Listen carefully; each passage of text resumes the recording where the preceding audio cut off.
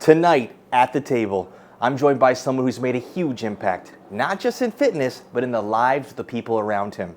He is the owner and founder of the Fitness Factory, a brand built on consistency, discipline, and showing up when it matters. Outside of the gym, he's known for equipping people with the tools to become stronger physically, mentally, and personally. His story speaks for itself, and it is one worth hearing. Ladies and gentlemen, may I present to you Tyler Haines.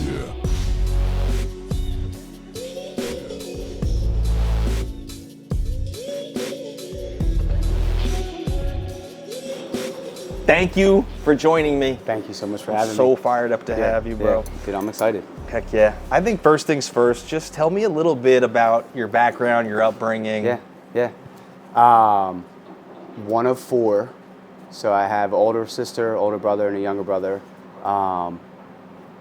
We got along, we didn't get along, we got along, we didn't get along. I got along with one, I got along with two, got along with three, and then family, right? So big family person. Mm-hmm. Mom and dad, I think, did a great job with all of us in our own little independent ways. Grew up in Malvern, went to Great Valley High School, then went to University of Hartford in Connecticut. Don't mix it up with Harvard, not that smart. Really? Hartford, I didn't know in Connecticut. Went up there to play a sport, realized I didn't love it enough to continue.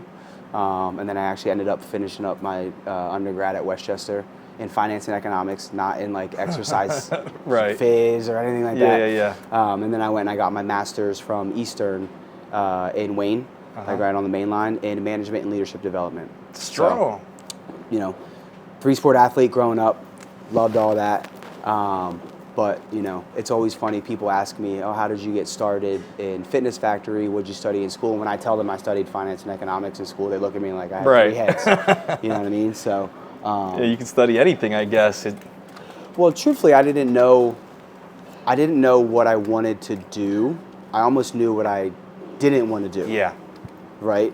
And I knew at some point, I knew that I wanted to be my own boss, run my own business, but I didn't know what, right? Yeah. And most businesses, involve some sort of finance. Most businesses involve, something, along the economy line, right? And then, when I graduated from Westchester, I didn't want to go out into the real world, so I was like, all right, I'll stay in school, right? And then I picked, management and leadership development, just because, again, starting your own business, you got to lead people, right? And I think, that's a great thing that you do here, right? Like you're a great leader. Your team is always on point. They know when to speed it up. They know when they can play around. Like it's really awesome to see. I appreciate you saying that, buddy. Thank you. Yeah, of course. Well, I was going to ask, you got the degree in business. Mm-hmm. So did you always have a fitness health background? Not in the training aspect. I was always in and out of gyms for my sport, right? But it wasn't until I was living out in California during COVID. Mm-hmm. My mom got COVID, and she was super sick, and she was in the hospital, and we didn't get the chance to come back and visit her. Luckily, she's all fine and well now. Mm-hmm. But at the time, there was a certain level of like hopelessness in a way, right? And I think that if my mom was a little bit healthier, she might have combated it a little bit better. So that switch flipped immediately. It was like, okay, I need to help other people not feel what I'm feeling now. And that hopelessness of, mom not being so healthy in the hospital because of COVID, all that stuff. And then I was actually working as a healthcare recruiter at that time, and I was like, I'm done. I'm done doing that. So I went to the gym that I was a member at, and I said, hey, I want to do this. I don't have any training experience, but athlete growing up in and out of the gym. You asked about my upbringing. Mm-hmm. My basement was a wrestling mat and weights. That was it. Yeah. Right? Like we had the TV, we had the couch or whatever, but wrestling mat and weights, was our big thing in the basement, right? So like, was always around it, right? But never actually taught it or instructed it. So went to the owner of the gym that I was a member at, and I asked him, I was like, how do you suggest that I get started? Like, I want to get involved with this. Long story short, went through and got, just a weekend certification, so that way I could at least start shadowing, maybe taking some clients that would trust in me. And then I actually, throughout that process, I thought I wanted to be a collegiate strength and conditioning coach.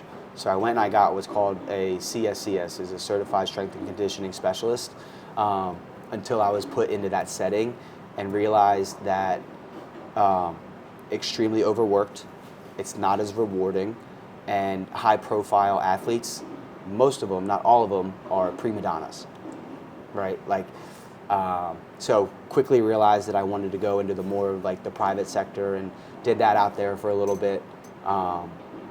And it wasn't until, so I was training out in California for a little bit, got a job offer back here that I couldn't refuse outside of training. It was in HVAC, plumbing, and electrical, right? So completely different.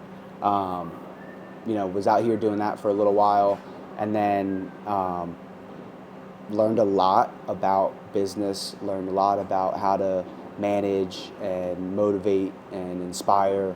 And then the opportunity, I would say, kind of like fell into my lap on taking the leap of entrepreneurship, and I kind of just took it. Yeah, that's amazing, dude. I did not know that your mom was the inspiration behind getting into it. That's awesome. There's dude. always there's always a few different things, but there's that one thought that will just kickstart everything. Where did you work with collegiate athletes? So I was in Southern California. Yeah. We were at Mater Dei High School, and then I kind of did like a little bit of shadowing around the USC campus. Nothing really worth bragging about, but it just put me in an environment. And then we had some other, top tier athletes in the gym that I was coaching at. Yeah. And it just didn't feel like it was the right fit at the time. So kind of going through, and again, back to the finance and economics degree, not knowing what I wanted to do is almost equally important as knowing what you do want to do. Right. Right. So, I completely agree. yeah, Trying different things. Right. So I found that out. Yeah. Yeah. Same thing with me. I tried some stuff before, and I got in the lane that I'm in now.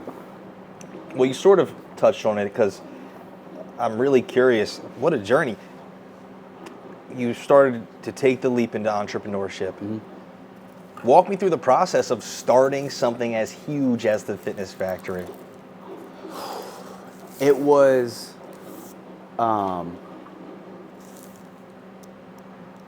it seemed like this very tall mountain, right? But I think the quote that I would say is, it's simple but not easy, right? And like, the route that I went to get the building, the equipment, because it's a very capital heavy industry to be in. Yeah. So I actually went and I got an SBA loan for all the equipment, the build out, the networking capital throughout the first year, and essentially what I did is I went to banks, walked in the door and said, hey, are you looking, to loan me this money? I had a 70 slide PowerPoint presentation that, some people would look at, some people didn't even look at, and they didn't even bother. And it wasn't until the 13th bank said yes that finally went through with it and kind of, did it. The process just started there. Like, getting the yes was hard, but following through the yes, the amount of paperwork, I would equate it to buying a house, right? The bank is going to want to see the ins and outs of your life. They're going to want to see, everything from your previous work history, your pay stub, damn near everything, aside from your shoe size, right? Like, so went through that process, and I actually almost failed. The first time, so I got the yes in October, right? The bank was going to sign off on everything, great. But we didn't close the loan until we had a building. So got the yes from the bank. Okay, now I'm going to go look for a building. And it took me about like 3 months, 4 months to secure the building. So when I got the building, I went back to the bank. I was like, guys, we're ready to go. And they were like, nope, sorry, you have to go through the application process again. So it was quicker the second time, but it almost didn't even get, fired up because of that time period. Yeah. Right. So I was, had the bank in my back pocket, went to go get the building and thought, got the building, got the lease, all that stuff negotiated, went back to the bank and said, hey, I'm ready, give me your money. Yeah. We're not. Yeah. Yep, sorry, buddy. You have to go through this Yeah. again. Dang. Right. So like that was the first part. Made it through, signed the lease, put the payments down on the equipment. And then in comes the Township. Not my greatest experience with the Township. They were very unhelpful, right, for somebody that was relatively new to the process. I was in that building probably 2-3 times a week trying to ask questions, not really getting the answers, and felt like I had a little bit higher sense of urgency to get everything done than they did, which I understand. But that was almost like the second hurdle, right? It was almost like the continuous delays. We had hoped to open up in April of 2024, but we didn't end up opening up until October of 2024. Okay. So that was just the whole, from April to, late August, September, it was just a complete rat race of just trying to solve problems, which looking back at it now is, it's more enjoyable to look back at it now than it was to be in it at the time. Right. If that makes sense. Absolutely. You value what you went through. Mm-hmm. I suppose it's even more rewarding. Yeah. So you came out on the other side on top. You did not let these hurdles stop you. Yeah. That's amazing, bro. Yeah. Congratulations. Thank you. What a fixture in the community it's become.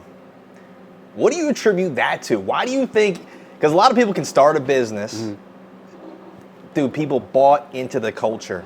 Yep. That place is popping. Yeah. The people there are popping. It's Thank you. awesome. Trying our best. What do you think, why did it resonate so much with people? Kind of a couple answers to that. The first one I think was our approach in the beginning. We slow played it a little bit, just because Westchester is such a tight-knit town. It's such a tight-knit community, and you really only have one shot to infiltrate the community. This was just my opinion. We only had one shot to infiltrate the community, to show that we're here for the right reasons, for the right purpose, and driven, by the right metrics, right? So we kind of slow played that a little bit. We weren't necessarily in your face. It wasn't too crazy in terms of the marketing, the promotion, the advertisement for, number one, because it was just me in the beginning. So if we had this big influx of people, I probably wouldn't have been able to sustain it, right? So that was kind of the business decision behind it. And then the second part to that,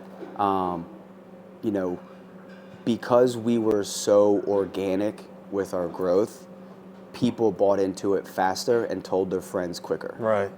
Right? Like, it wasn't necessarily us betting on people seeing our videos or our, advertisements or flyers or anything, in the community. Thank you so much.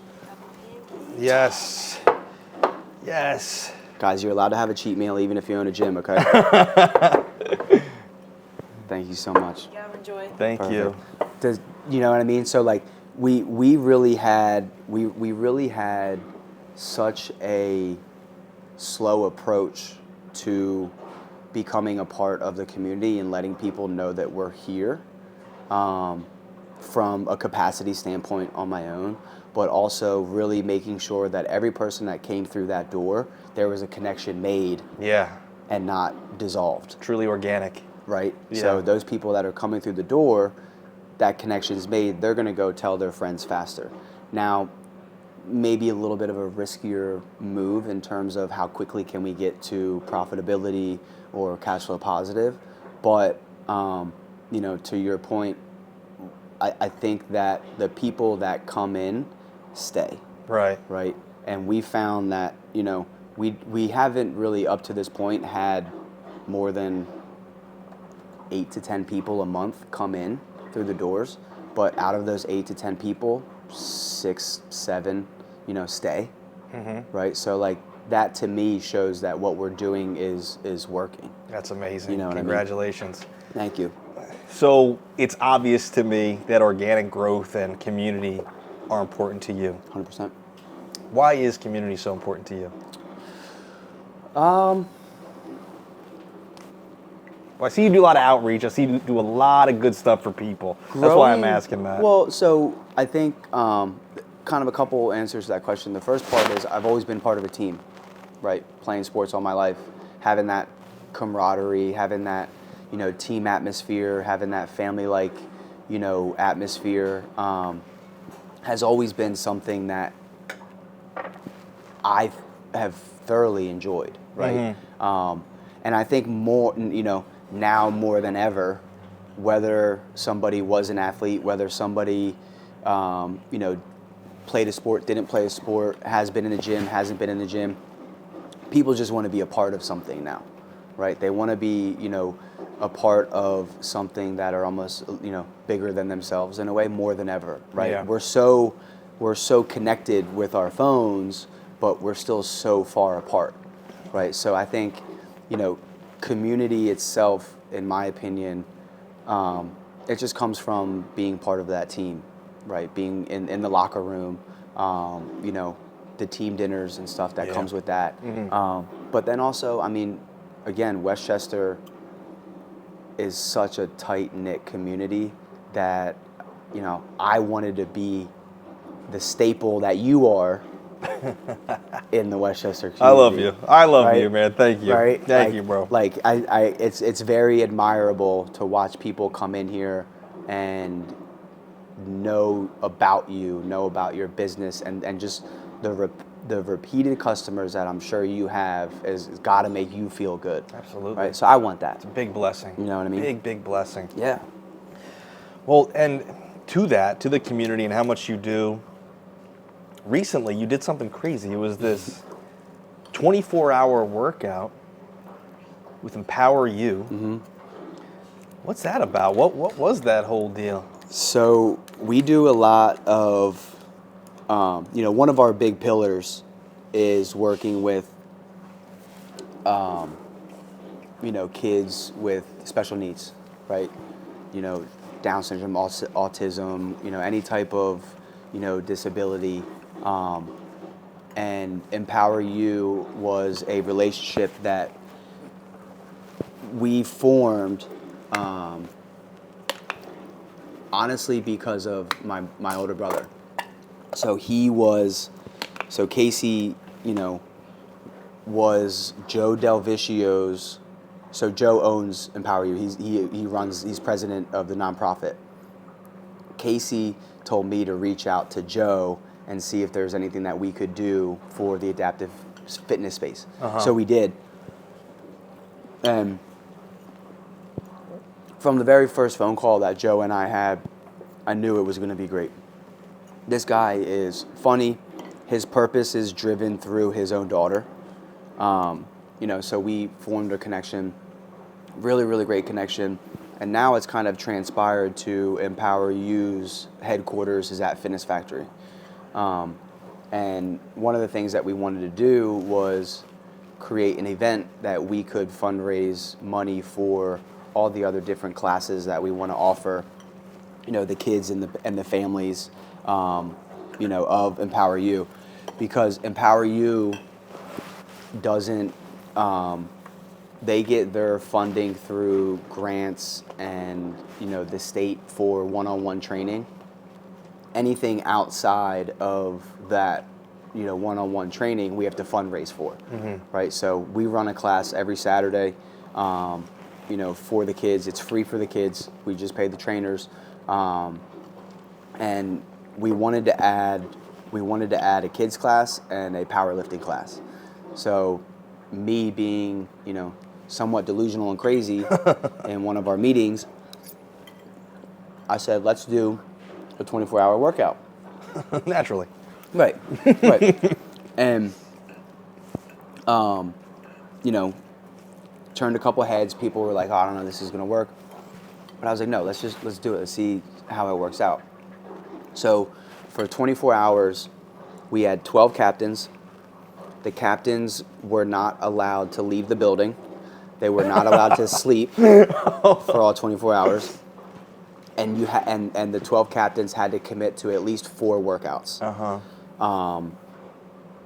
Probably one of the greatest events that I've ever been a part of, but also one of the hardest events because I participated in the event, but also had to run the event. You know, and credit to all the captains for stepping up when they needed to. So 12 captains couldn't leave the building, couldn't sleep. Dude, by hour 16, we were all just so wiped, so delusional. We had a guy come out and play some live music for us at like 3 p.m. You would think we were watching a ghost. We were all just like so dead tired. And he was probably thinking to himself, he's like, what am I doing here? Like, why am I here? They don't appreciate me. Right. I felt so bad, dude. Dang. I felt so bad. Yeah. But overall, our goal was $5,000. We raised $8,200. So now we're going to be able to really just go full head of steam in our adult class, our kids class, and a powerlifting class. So we're adding, we went from 1 class to 3, for the Empower You adaptive community. Awesome. So it's exciting. Congratulations. Thank you. Another super cool thing that I saw you do, it made me mega jealous. Mega jealous. You were hanging out with Eagles All-Pro linebacker Zach Bowen. Great guy. Great guy. You were doing no days off. You filmed that. How did that go? Tell me about that experience working with a legend. He is probably, at least when I think of like high-profile people and athletes, and kind of completely 180 from my comment earlier about the prima donna piece. Yeah. He is not that at all. He is probably one of the most genuine, caring, calm people for being a middle linebacker in the NFL. Yeah. That guy is calm. He is cool, calm, collected. And it was a great day. We had so much fun. So we started at 9 o'clock and went until like 2:33, and we were just filming, and there was just a lot of great conversation. He did a great job. I enjoyed every bit of it. And the turnout or the final product of the video, I think, was pretty sweet. It was sick. I think it was. I watched sweet. it. That was sick. Yeah. So cool, man. That is awesome. And shout out to Zach, because he has a brand new super fan. So Danielle is one of our Empower You clients. She was there getting her workout in. He stopped to take a picture with her, talk to her, and every time she comes in, she's like, "Oh, I saw my friend Zach play." My friend Zach. Yeah. That's She's amazing. Epic. Absolutely amazing. Wow, man. Yeah. One of the things that I love over at your spot, my classic thing is the cold plunge in the sauna. What does that do for people? I know I leave there after doing both the cold plunge and the sauna. I literally feel like a brand new man. Why is that? What is the whole thing behind that? So there's a couple different things, but in the most simple term, the entire recovery room that we have is great for general aches, pains, soreness, inflammation is another one. But then each individual modality has its specific benefits. The cold plunge itself, when you get in, it immediately activates your fight or flight response, right? You get into something cold, you're like, I gotta get out. Yeah. Right? Like, I gotta get out. This sucks. But what that does is it kind of helps you fight through that stress management system right? So the quicker that you can get your mind wrapped around, I'm okay, I'm gonna be okay, it's just cold, you start to calm down a little bit. Yeah. The other part about, the cold plunge as well too, great in the morning, because it's just cold. It just wakes you up, right? It will literally, it'll get your blood flowing. It'll just perk you up from, your toes to your eyelids, right? Like, it just wakes you up, right? And then the sauna is great for, like, the infrared sauna that we have, skin purification, detox. The red light therapy actually penetrates your skin and kind of heats you from the inside out. So it's a little bit easier to stay in there than your traditional sauna that just heats up the area around you, and it's like hot, hard to breathe, right? And then the compression, which is my favorite, you got the boots that you put on. It fills up with air, and all that really does is it pumps blood back to your heart to get recirculated. So in addition to all of them, with the inflammation, general aches and pain and soreness. If you think about, like, when you're in the cold plunge, your veins kind of like, constrict, right? Like, it's super tight, so it kind of restricts a little bit of blood flow. The sauna then opens it up, and then the compression then flushes everything out. So it just you're really just getting, new blood throughout your body if you do all three. Right. Now, the cold plunge for me is probably the hardest thing to do. I actually just got out of the sauna 5 minutes before I got here, right? Like, love the sauna. The cold plunge, it sucks every time. Like, Never gets easy. It doesn't. No. It doesn't. It does not get easier, right? But that's part of it, right? You'll stand over the tub for, 3 to 5 minutes. Oh, I got to get in. But every time you come out, you feel better, right? You feel like that sense of accomplishment. Yeah, man. I know every time I did it, I felt like brand new. Like, I felt like I could do anything afterwards, basically. But before, it kind of sucks. Oh, 100%. That's why. Sucks. Yeah, it's really, really bad. That's awesome, man. You're absolutely killing it, bro. Trying my best, dude. The place is great. It's doing amazing. I gotta ask, do you have any expansions planned for the Horizons?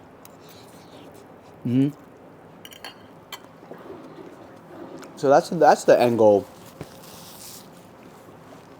I would love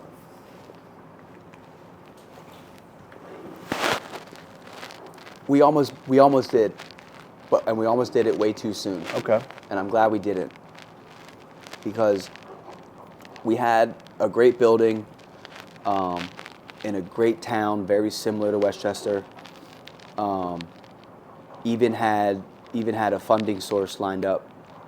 I was so eager to get all of that stuff done that once I got to the point where I had it all, like, ready to go, I got cold feet. And I'm glad now that it came to that realization, because I just think we have a lot more to do here, right? Like, I think there's a lot more. I think there's a little bit more water that we could rinse out of the rag in Westchester, right? But the end goal, throughout all of this is I want to buy all of the buildings, have all the businesses in the buildings, get it to like 3 to 5 locations, something manageable, and then one by one or all together, we can sell the business, but I'll keep the buildings, right? So focusing a little bit more on that legacy mindset of owning the buildings, not necessarily the business. Yeah. So the expansion there, like, I don't think I'll ever really be content with one location. Yeah. For whatever reason, I love putting myself under fire. Yeah. I don't know why, but it's fun. It's fun to me. So definitely want to get there. I'm just not taking a timeline approach to it. When it happens, it'll happen. That makes total total sense to me. Well, look, man, I appreciate you. You're doing big things, man. Amen. Thank you so much for coming on. Yeah. I really appreciate you. I love you. I love you. And can't wait to see what the future holds for you. Give me a hug. So proud of you. Thanks, pal. Awesome. Appreciate you, buddy. Appreciate it, dude. You look 10 times better than I do, I'll tell you that.